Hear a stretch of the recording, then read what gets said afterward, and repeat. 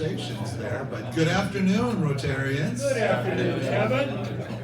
Welcome to the February 20th meeting of the Rotary Club of Des Moines. I'm still honored to say I'm your president, Kevin Kassir. Welcome, everybody.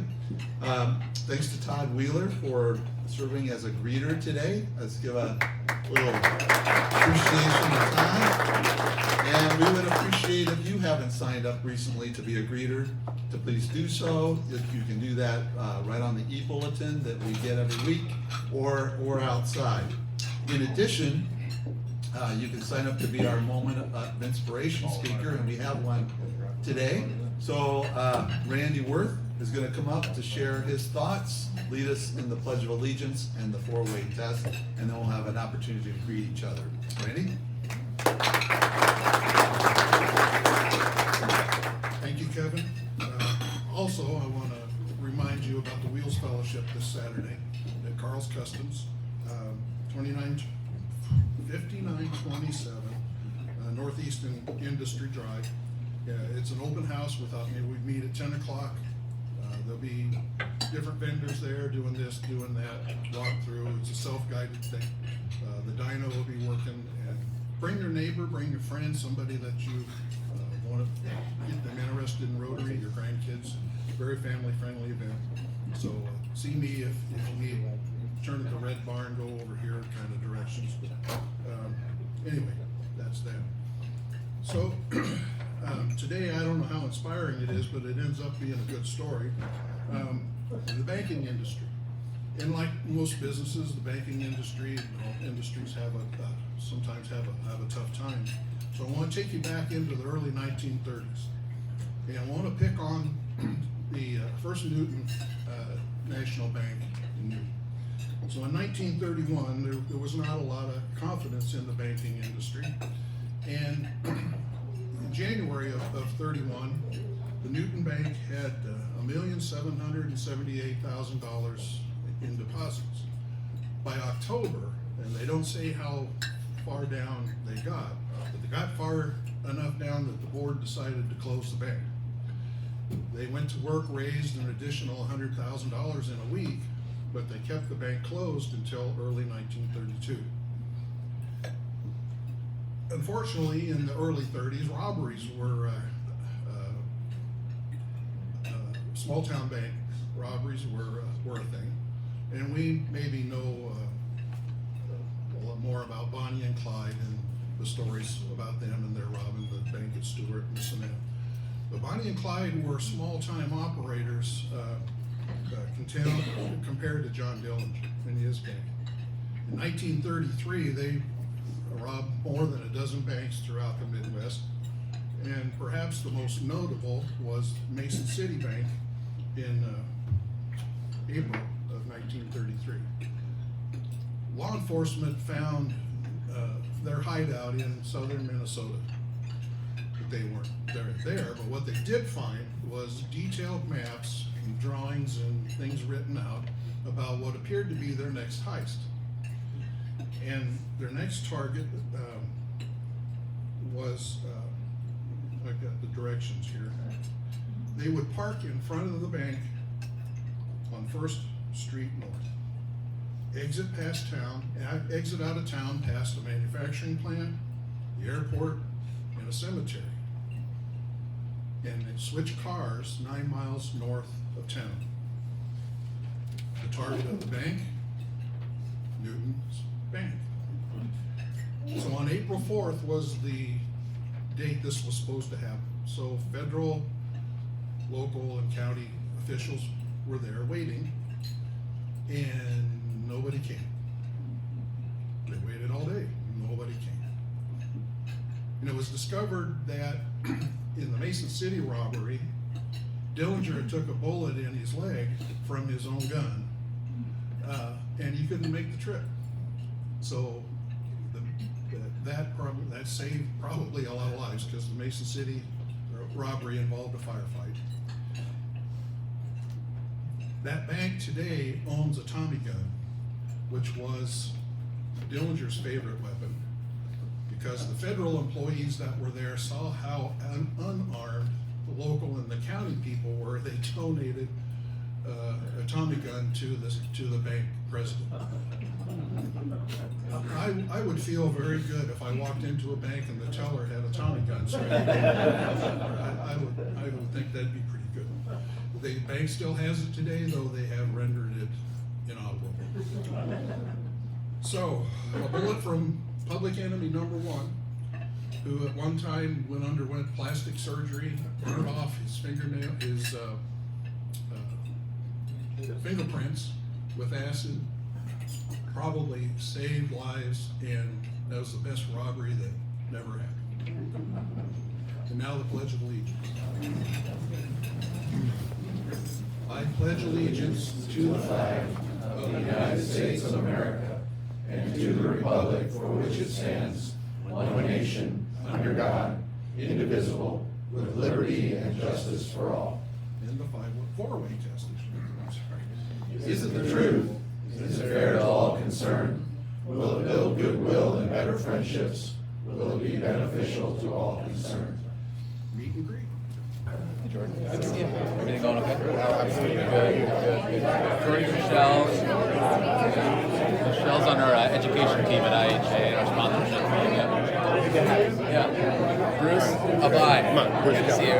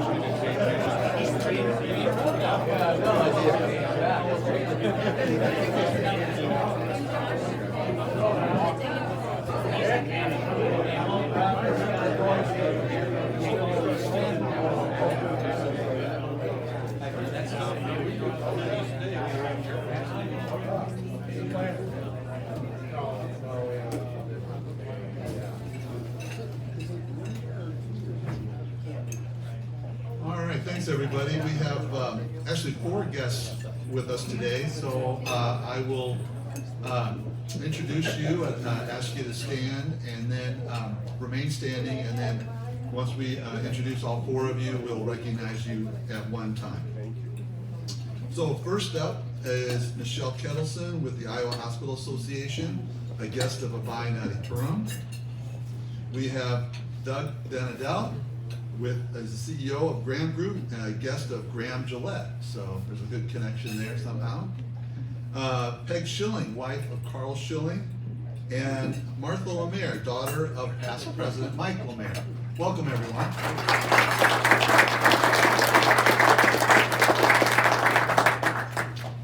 Okay, we have a Did You Know segment here today, and this one, since we just had the President's Day, is about George Washington. His birthday is coming up on the 22nd. So, did you know that George just made it through elementary school? He had to basically teach himself, supporting the family as his father passed away as a young man.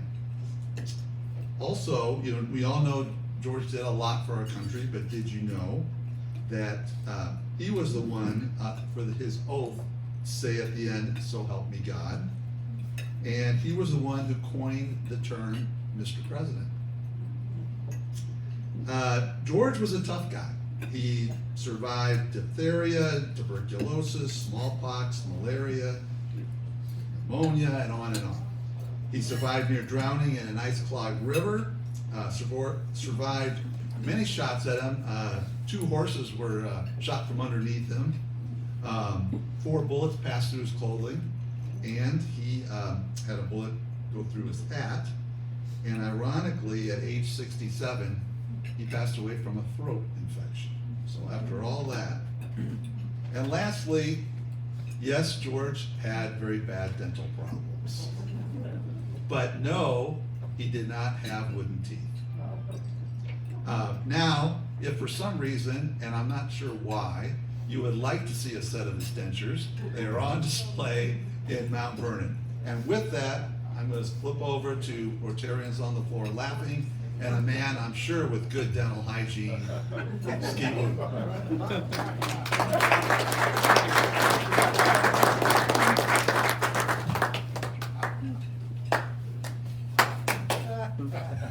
Thank you, Kevin. Yeah, I went to the dentist about a week ago, and that was the most exciting thing I did that week. It's probably good that most bankers don't have a Tommy gun in their office, but it probably would help with collections, I would think, right? Okay. Anyway, as you might have noticed, it's been a little chilly lately, and as cold as it's been, just wanted to let you know that my son has spent the last 3 days in Williston, North Dakota, and he sent me a picture of the temperature gauge on the pickup truck that he rented, and the other morning it was 29 below. That was the ambient temperature. And I said, he works for Kinder Morgan, which is a pipeline company, and they've got some assets up there. And I said, Richard, couldn't you have gone in like May? Wouldn't that make more sense? And he thought, well, yeah, I probably would, but anyway. Get it. Okay. This is it for today. We have, y'all thought I was playing. That's the groundhog. When he came out and said there's 6 more weeks of winter, he wasn't kidding. Thank you.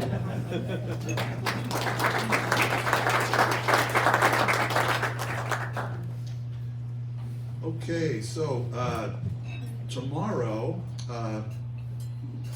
2/21, the Blank Park Zoo is hosting a Red Cross event for giving blood for us. And there's a link in the e-bulletin and an email that you all received to sign up. You have to sign up through the Red Cross. So thanks to our own Ann Schmerdla, CEO of Blank Park Zoo, for hosting us there, and also as our vice chair of our community service committee. Another way to give, the Iowa Wolves basketball game to help end polio is next Friday, February 28th. Thanks to your generosity, we were able to donate 57 tickets to the kids at Oak Ridge neighborhood. So the time has passed for that, but if you still want to go to the game, attend the game, it's not too late. There's a QR code on the flyers on your tables, and the tickets are $20 with $10 going to the Rotary International Foundation to help end polio, so you can still find a way to give and go to the basketball game. And now I'll invite Graham Gillette up to the podium to introduce our speaker today, and Graham is also vice chair of our program committee, so thank you for your work on that. Graham? Great. If you have complaints for the program committee, Dave Busick says. It's my pleasure to introduce Dave Nelson. Our family and our Graham group have been customers, have had a great partnership with West Bank for I don't know how many years, but a couple years ago at the end of COVID, I had the opportunity, Katie and I had the opportunity to host Dave and his senior team up at our place in Minnesota. And it's interesting when you get to see people in a personal setting like that and find out they're just as nice and genuine as they are when you do business with them. We had a great time that week. Dave Nelson's the CEO of West Bank, as I mentioned. And I don't know, I'm not a banker, Dave, so if this is not the term that you used at your bank, I'll explain it. But I think West Bank is a great community bank. And as I said, maybe that's not the appropriate way to describe a bank that has operations in a few states, but West Bank is a community bank, in my opinion, because it makes our community better. Everything they do, the way they support the businesses and the people in this community, we're all better because West Bank is here. Dave Nelson is the CEO and has been the CEO of West Bank since 2010. He has 40 years of banking experience, although he looks a lot younger than that, I would think. He's a proud alumnus of Drake. He has both his bachelor's and master's in business administration at Drake, so No coincidence, he served as the chair for the College of Business and on its National Advisory Council. Before joining West Bank, Dave skipped out to Rochester, Minnesota for a while and became a bank president there. During his time in Rochester, he earned the Mayor's Medal of Honor for his leadership in the community. He used that experience to initiate West Bank's expansion into Minnesota, that now has offices in Rochester, St. Cloud, Mankato, and Owatonna. Under his guidance, West Bank has received accolades from prestigious national publications such as and analysts such as S&P Global, American Banker, and Raymond James for being one of America's top performing banks. An advocate for the banking industry, Dave has served as chairman at the Iowa Bankers Association. In 2023, he was awarded the James A. Leach Leadership Award, the Iowa Bankers Association's award for lifetime achievement. Nelson has served on the American Bankers Association Grassroots Committee, Government Relations Committee, and Community Bankers Council. He recently served on the board of directors of the American Bankers Association. He has also served in a variety of organizations here locally, including the Greater Des Moines Committee and Child Service Board of Directors. I mentioned West Bank's commitment to our community, and I think that one of the reasons he's here today is that commitment expanded when they built their new headquarters, which we all drive by on a regular basis. So he's here to talk a little bit about the headquarters, a lot about West Bank, and maybe what kind of gun you keep at the bank.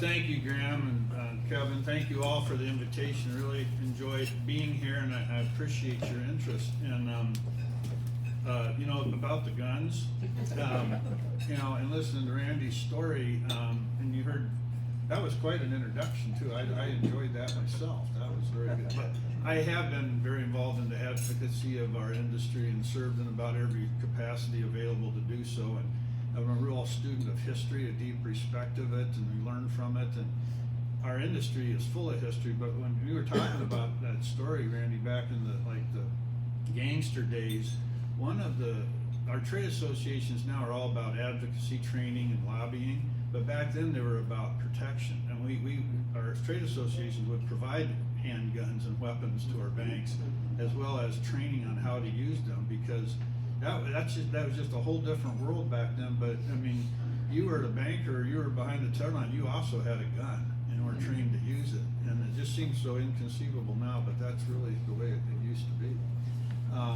And how things have changed. And I know everybody would like to hear about the West Bank story, our new building. I want to talk about that. I want to leave plenty of time for questions, because the issues in our industry and things of interest are pretty much without limits. So instead of me guessing what's on your mind or what you're curious about, I would like to have a little more time for questions and just hear directly what yours are, and I'd give you my thoughts on that. But maybe just first a little quick background on myself, other than what Graham has shared with us. I'm a Des Moines native. I grew up in Des Moines. My wife Kathy, we were high school sweethearts, went to Des Moines Hoover High School. My parents, I'm blessed that they're not only still with us, but they're still living in the house that I grew up in. They're 90 years old. Like I said, that's either impressive or alarming that they're doing that. But nevertheless, this is my home.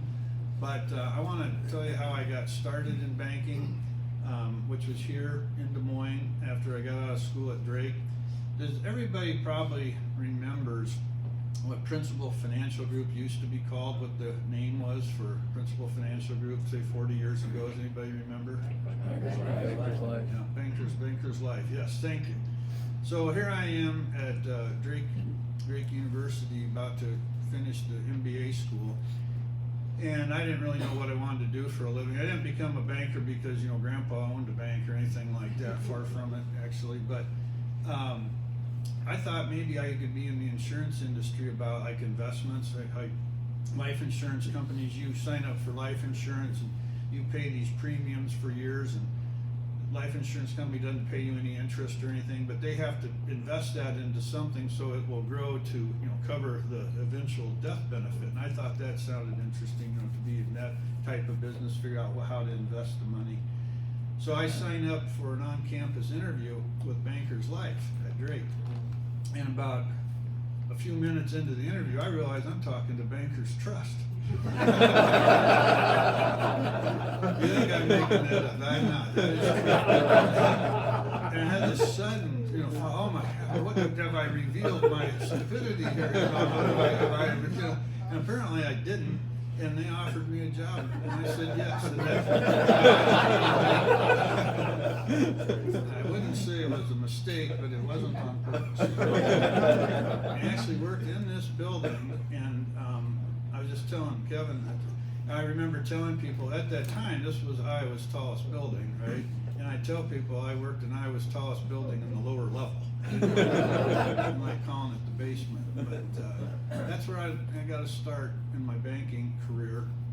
And I married Kathy, my high school sweetheart. We just had our 40th wedding anniversary this last weekend. We have 2 kids that are grown now, and one's engaged. I think they both have found someone that they see a future in and have a kind of their path charted. So that's all good. So then after being a banker here at Bankers Trust for a couple, 3 years, I moved to Minnesota. And it turned out to be for the next 25 years. And that's where our kids were born. Our kids would tell you their hometown is Rochester, Minnesota.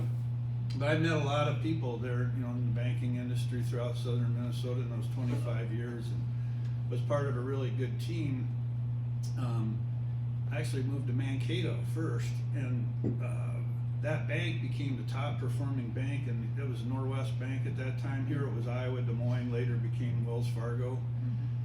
But that bank in Mankato was the top performing bank in the entire system, everywhere. So everybody was part of that, including me, got to go be a bank president someplace at a relatively young age.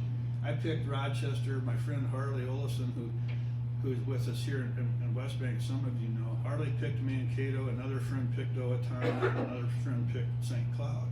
So it's no coincidence that those are the 4 locations where West Bank now has a strong banking presence.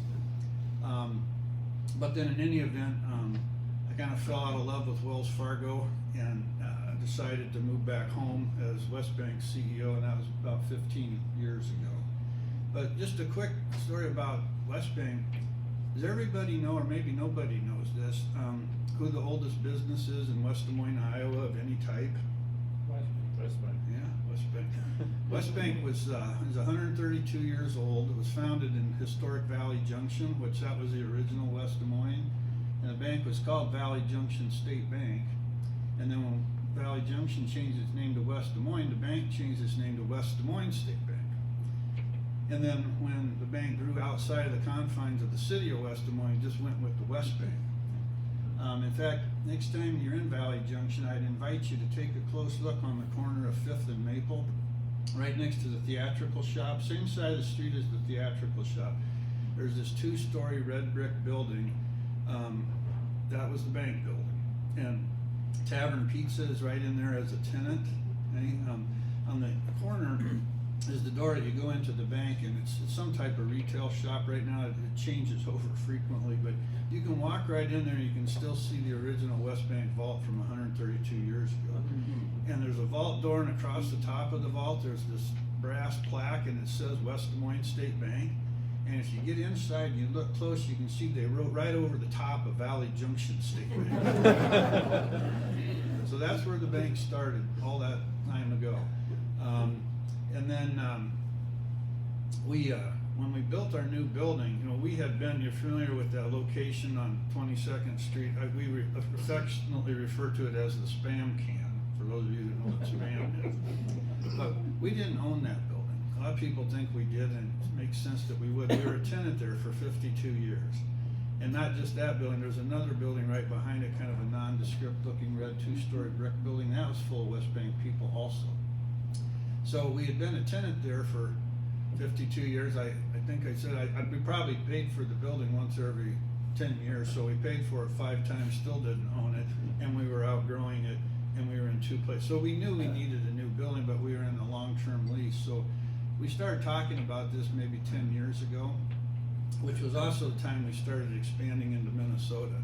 And we started with Rochester first. We didn't buy any banks up there. We just had the advantage of having existing relationships, not only with the best bankers in town, but with the community leaders and business owners in each of those communities.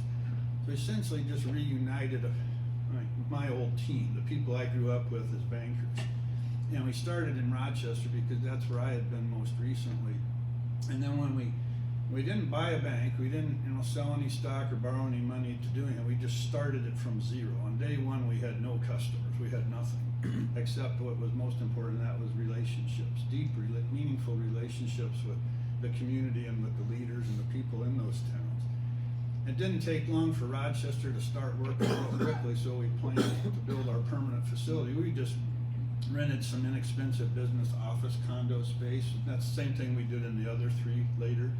But then when we built our building, we wanted a unique design that kind of was consistent with our core way of doing business, which is all about building relationships with people. We're not a mass marketer. You don't see us on TV, but we like to, do business with the people that you would want to do business with. People that could bank wherever they want to, but they choose us for the right reasons. And so we wanted a building that was conducive to that, a tool with our relationship building. So we built something fancy, something cool that didn't exist. It kind of has made up this design where you could host events, entertain people, have great one-on-one conversations.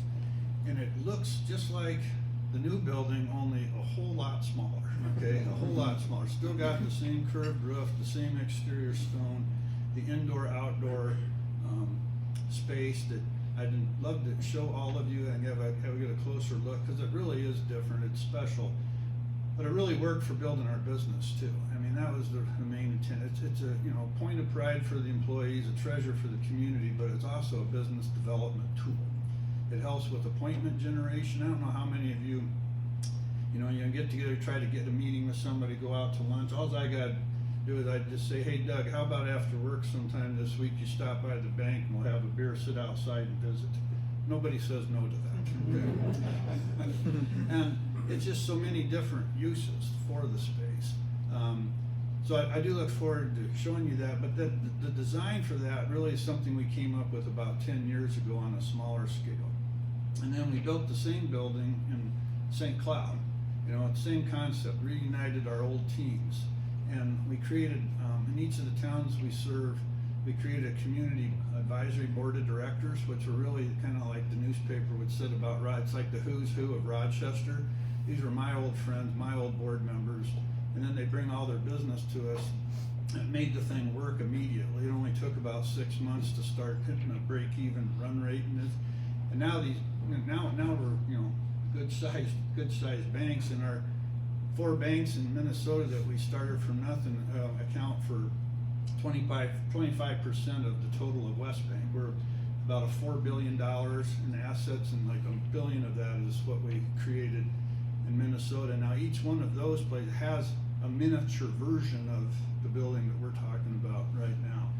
So that's kind of where the idea of the building came from. We knew we needed our own building after being a tenant for 52 years, outgrowing that space. So then the question was, well, where?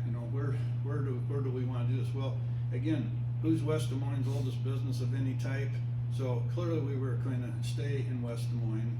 That site that we picked was actually the first one that we looked at. But then Clyde Evans, who's retired now and the economic guy for West Des Moines, he showed us every conceivable site you could think of. I liked a few of them, but I knew which one. We all liked the one we picked the best. It was just good and bad part. That was a redevelopment, and that's a huge difference. I mean, if you think about it, I don't know if you can visualize this or not, but there was 5 kind of dilapidated buildings there in various stages of disrepair, and most of them had some tenants in them, with, that had terms left on their lease, and so it was complicated. It wouldn't do me any good to buy that site if I couldn't tear down those buildings. So we first had to strike deals with those tenants to get them relocated someplace. That took longer than you think. It was complicated, but then that all worked. And probably the most complicated part, would you remember on the far west end, there was not one but 2 small buildings. There was Bank of America and Metabank was another one. They really close together from a distance. It looked like one building, but really it was 2, okay? The Metabank had already left, but Bank of America was still in there, and they had 8 years left on their lease, and I didn't, want them there. And so it's like, like Graham, you talk about a community bank, okay, you described it perfectly. I mean, you know, local loans, local deposits, focus on the community. If something bad happens in California, it doesn't affect you. I mean, it doesn't affect the community bank. It's just, that's who we are. But like, you know, there, Bank of America, who do I talk to? Can't just walk in there and say like, who do I talk to about kicking you out of this building? You know, and it's just, you don't know who to talk to. And so through our trade association, I tracked down who the boss was of Bank of America Des Moines retail operations, found out, wonderful person. I really enjoyed meeting her. She lives in the Quad Cities and works for Merrill Lynch. Go figure, okay. So then I said to her, I said, you know, okay, here's the deal. I'm your new landlord. And here's what we're gonna do. And you know, I don't want you there, but I figured you don't want to be there either, because as a banker, I know you're not making a go of it.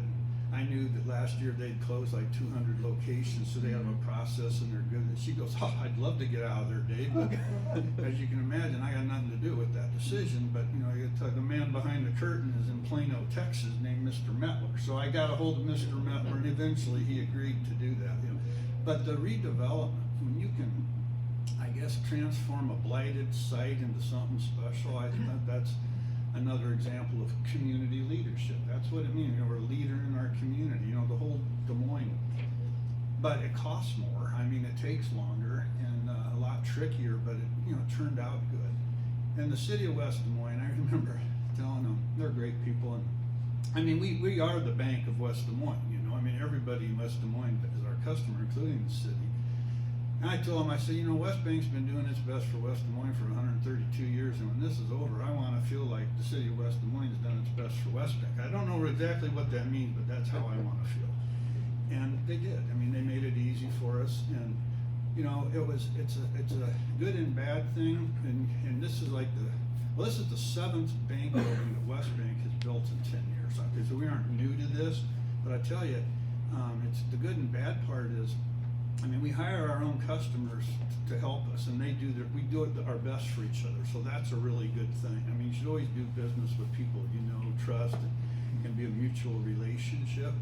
The bad part is, do you think we only have one customer that does drywall, or only one customer that does electric or plumbing? You know, I mean, we're blessed to have multiple. So it's like, here we go again, you know. And so we just painstakingly, what we didn't. The worst place for me to be in would be for like one of you who's in the in the business of building something, and we've got we do business together. And if you said, gosh, Dave, I mean, you didn't even give me the opportunity to participate. I didn't even know what you were up to. I get, you know, but you didn't give me a chance. We didn't let that happen. I mean, we painfully identified anybody and everybody that might have an interest in one of the scopes or even supplying materials. Sent them letters, told them what we were up to, told them who our builder would be. I mean, so that didn't happen. But of course, we had multiple customers, you know, bid for the same scope of work. And there's some people which I remember hearing like, "Oh, Dave picked somebody from out of town." Well, yeah, from Rochester, you know, from Minnesota, they're customers too, you know. But we really didn't. But we did it that way. That cost more too, but I think that was worth it. But that was just again part of being a community bank. I mean, you do business with people that do business with you. You buy local. You support your community. So the building, it took a year, 12 months just to do the design. You know, like you know, I envy you, Doug. I mean, you'll build a warehouse, but you kind of know ahead of time what that costs because you just did one. You got others that you kind of know what, you know. I had no idea. You can't, until you have a design, you can't bid it out for costs, right? You have to have, like, you can't just say how much would this, well, show me. You've got the drawings, you know, you got the dimension. So it took a whole year to go through the design. And then I think probably from the time we started hunting for a site to the time we moved in was all of 4 years. And like we had our lease. I remember one thing, I probably shouldn't have told anybody when our lease came due. If I had it over, I would give a false deadline. You know, it's kind of like you tell somebody you got this much time. Well, they're probably going to take that much time. You know, if you tell them we only have this much time. But anyway, very pleased with how it turned out. Very much like to share it with you and the community. Maybe I'd stop there. I don't know how I'm doing on time, but I'd sure enjoy hearing any questions you might have about West Bank or the banking industry, something you've seen on television or read someplace that you wanna at least have my take on it, I'd sure share that with you. Yes, I got, Well, first of all, thanks for improving, that part of West Des Moines. But can you tell us, given you're across the street from Valley West Mall, and, you know, I think we've all read that it's Mhm. now finally for sale. Well, how do you think about the redevelopment, and would you like to have a say in that redevelopment? So to try to repeat the question is really what's gonna happen with Valley West Mall, and, what do I think, and do I care what it is? And Richard Hurd, everybody know Richard? Okay, well, not long after we did what we did, Richard went out and bought that other corner, the old Iowa Realty building, and he's gonna do something special with that. I was just with him last night, and I said to I go, Richard, everybody always asks me what about Valley West Mall, what should I tell them? What do you tell them? And Richard says, well, it depends on who buys it, and depends on how much the city of West Des Moines wants to support it. I mean, you know, and like, well, yeah, everybody gets, now I know the city of West Des Moines would envision something grand like Kansas City Power and Light District, or maybe how we all used to think about what was gonna happen at Court Avenue, you know, remember that that way back when? I really don't know, and, you know, I really don't, and, you know, they still have tenants too, you know, and just kinda not unlike our situation where we wanted to tear down buildings to create something better. These people still have rights, you know, they still have a lease on this space. I don't know how that's gonna turn out. I suspect some of them are hanging on longer than they really want to, just because they'll get an extra bonus to leave someday. That might be going on. You know, people say, you know, what would really work there is a casino. Well, is that what you want? You know, I mean, it's gonna be some type of mixed use. There's gonna have to be a lot of housing there. But I really don't know. I think Richard said it better than I could. You know, it depends who buys it, you know, how deep are their pockets, what's their level of commitment, and how much is the city of West Des Moines gonna contribute. Yeah, so I'm just curious, I mean, you always hear in a state like Iowa, that there's a lot of bank consolidation, and I'm just curious, how true is that? And a bank like West Bank that's always looking towards the future and maybe developing itself, what's your role in that? All about consolidation and independence, you know, in the banking industry. When I worked in the lower level of this building, you know, 40 years ago, lower level, you know, there was like 20,000 bank charters in America. And I don't mean buildings or locations or branches, but charters, independent, separate organizations, 20,000. Today, there are 4,200, right? Just goes from 20,000 to 4,000 over 40 years. So this consolidation in the industry's been going on for a really long time. You may or may not know, West Bank's a publicly traded company. We're kind of a small company to be publicly traded, but we're listed on NASDAQ, WTBA is the trading symbol. You can look us up, get all kinds of information about West Bank. So some people, you know, that doesn't make us more or less likely necessary to participate in consolidation.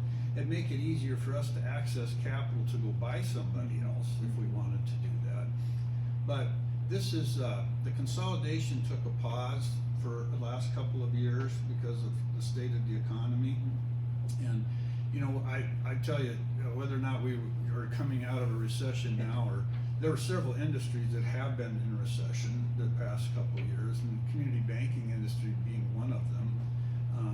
But it is better now, and will get better in 2025, 2026. I could go into why on that, but the consolidation is here to stay. You know, we've remained independent for a long time. I think it sounds kind of funny, but I think we would look better than we would taste. Now, what about that? Well, I mean, we're a high-performing bank. We've made the list of one of the top-performing 25 banks in America like 10 years in a row, and we're very efficient. And usually, when you buy something, you pay the true value plus a premium. You know, you pay more for it than what it's worth. Well, why would you do that? You know, well, because you think you can take cost out of it. You have these two organizations, put them together, and all this duplicity, you can cut that out. The reality of it is West Bank's more efficient than any bank that might want to merge with us. They wouldn't be able to gain this expense savings, you know? And that's never been our goal. We back to the whole point about being a community bank, that's who we are. We don't wanna become a part of something bigger. You know, also, we have not gone around buying other smaller banks. We just started our own. I tell people, you know, like in Minnesota, we didn't pay for it. We just took what we wanted for free, you know? I mean, that's very rare in the banking industry. And we could keep doing that, or, you know, we're not the biggest bank in any of the 6 communities we're in, so there's all kinds of room for future growth. But the consolidation will continue. And it's done, America has the most enviable banking system in the world. If you ever hear somebody say we ought to be more like them or more, you know, we don't. They all want to be like America. We got banks of all sizes that perform different roles. Everybody has their place. You know, we're not an ag bank. Here we are in Iowa. We don't have to do any agriculture. We don't have that expertise. We're not all things to all people. Either Bank of America, even if they try to be, you know. So everybody you know, consolidation isn't really a good thing if it goes too far. Like Canada, we could end up, you know, Canada only has like 6 big banks and a bunch of non-income tax paying credit unions. They have no community banks, and their economy is the worst for it. But thank you for that. I hope I answered it. Yeah, thanks. Is your anxiety level higher or lower with everything that's happening in, all the changes happening in Washington, particularly the Consumer Finance Protection Bureau, Treasury Department, that kind of thing? What's your anxiety meter telling you? Well, Dave, I have been deeply involved in this advocacy role for decades. I've participated in suing our own federal government last year for breaking the law and not even following their own rules. American Bankers Association, we have 13 lawsuits against our own regulators for they exceed their statutory authority and don't even follow their own rulemaking procedures. Now all that's stopped. So, I mean, it's, the CFPB, that entity shouldn't even exist. And so now we got the head of the CFPB going in there with the idea, with that in mind, you know, this shouldn't even exist. So they put pauses on all, and I could go into it in great deal, but there are 13 major issues that each one by itself is very significant that now are going to go away. So the banking industry is really, we've been under siege for especially the last 3 years. On a macro level, where do you see interest rates going in the next couple of years? Yeah, well, you know what happened there, and I should have seen it coming. I hit myself every day for this, but you know, back during the height of the pandemic, 2020, 2021, when you shut down the economy at some degree, that's going to cause problems. That's going to cause shortages, which would be inflationary. Then you add that probably around $15 trillion onto our economy, and now you have too many dollars chasing too few goods. That's very inflationary. You put those two things together and you get what we got, you know. And so when the inflation, they realized it wasn't just temporary, it wasn't just transitory, it was the real thing. Then the Federal Reserve had to shoot rates up just like that, you know, to damage the economy, or, you know, try to put the fire out, you know, make you not buy something, you know, you choose not to you know, build a building. So, anyway, so rates, you know, inverted yield curve and all this stuff. So, and it's still slightly inverted. So, do I think rates are going up? I think short-term rates need to come down still a little bit. And I think once our country regains our energy independence, then real inflation will start to drop, and that could allow interest rates to go down further. You know, the home mortgage rates, one of the reasons we have, you know, this escalation in costs is the lack of availability of homes. I mean, if you got young people of any age that want to, you know, trade up or get into a bigger house, they don't want to trade their 3% mortgage for a 6.5% mortgage. So there aren't these houses for sale, you know. But if interest rates, if long-term rates can come, we'd be in a better. low rates are good for the economy, they're good for the bank. I mean, people think higher interest rates, the banks make more money. That's really not true at all. You know, banks like level interest rates. We can do okay whether they're high, low, but if they're consistent, stable. Then when they go up, that really smart. If it goes down, it would be like a good thing for. So I think interest rates, well, it's just, they are, it's inverted. It's not short-term rates have to be lower, long-term rates need to be higher. That's the way the normal world works. And so I guess, but the economy is doing pretty well. But I think there'll be another maybe 50 basis points or short-term rate reductions. But the long-term rates are set by the market, not by the government. And I'm unclear where those might go, but I think we're in a better place today than we were a year ago. Looking back in history to the time when you came as the head of West Bank, what's your view of the financial crisis and the too big to fail and all that? Yeah, the too big to fail financial crisis, I remember it real well. That was why I got to come to West Bank, you know, because West Bank was in trouble. Well, the whole banking industry was in trouble back then, 2008, 9, 10. It is true that these, you know, they call them systemic risk, meaning, you know, too big to fail is what that is. There's four really big banks in America, and then there's about 20 really good-sized, you know, super regional banks, and then it drops way off. You know, like West Bank, we're a $4 billion bank, and we might be like the 300th largest bank in America. Can you believe that? I mean, I don't even think that way, but like most banks are like this big. They're little, small banks that are not systemically important. So the one issue that our industry can't agree on is the FDIC insurance, you know. And so I don't know where that's going to go, but it won't go anywhere until my own industry agrees with ourselves on how that ought to be. But the too big to fail is for real, and that happened, you know, just recently, or a year ago, March. The Silicon Valley, Signature Bank, First Republic, all of that.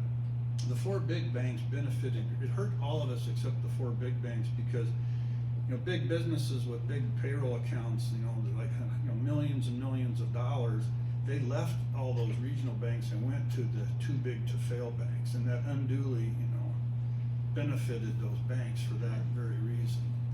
But I don't know where that issue is going to go, but it's a real one. They might, one of the ideas that our trade association is supportive of is that there would be unlimited FDIC insurance for business checking accounts. Okay, so like these big business accounts, but that's a good question and an unresolved one. One more question, Dave. Yes. What's the mood of your business customers? Are they in expansion mode? Are they borrowing money? Are they hunkering down? What's going on? Yeah, the question was the general mood or sentiment of business customers, and it's quite good actually. I can tell you, West Bank, we're $4 billion assets. We have $3 billion in loans. That's a lot of loans. We haven't had a loan past due in 2 years. I mean, we don't have a credit problem. We don't have a single business that's struggling to make their payments. Isn't that remarkable? So, and that's really, that's true throughout the industry. I mean, I don't think there's any other banks that can say they have zero credit problems, zero past due. We do have zero. So that's amazing, right?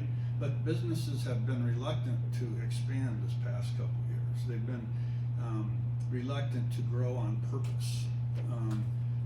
But by and large, they're healthy. You know, the banks are healthy. There's all kinds of money looking for a place to be invested. So I would say the business sentiment in the play is very, very good.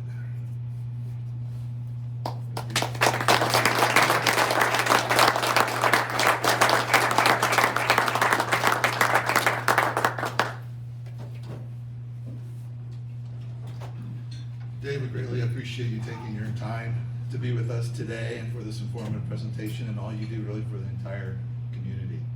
So, yep, thank you. Next up, for upcoming meetings, we're going to learn about the weather service with Jim Lee, a meteorologist with National Weather Service.